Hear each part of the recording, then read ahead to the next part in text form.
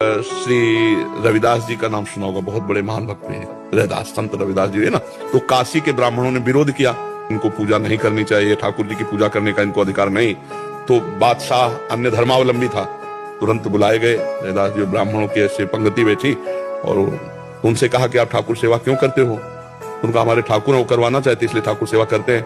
तो ब्राह्मणों ने कहा तुम मतलब शास्त्र विरुद्ध तुम आचरण करते हो और राज्य में बहुत बड़ा अनर्थ हो जाएगा। तो वो अपने भाषा से समझाया।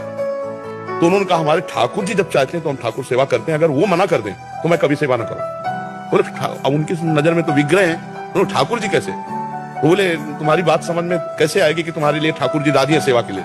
बोले वहां दूर सिंहासन रख दो और तुम मंत्रों से बुलाओ और हम ऐसे बुलाएंगे, अगर हमारी गोद में आ जाए तो जान लेना ठाकुर जी सेवा।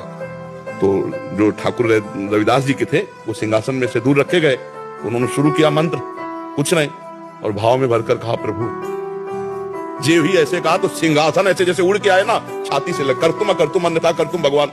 तो ब्राह्मणों ने फिर बात रखी कि ये इनके ठाकुर ने कुछ जादू टोना किए होंगे, हम अपने ठाकुर लाते हैं। तो अपने ठाकुर लाए और मंत्र बादशाह के सामने, पर फिर जे ही ऐसे भाव में किया ठाकुर।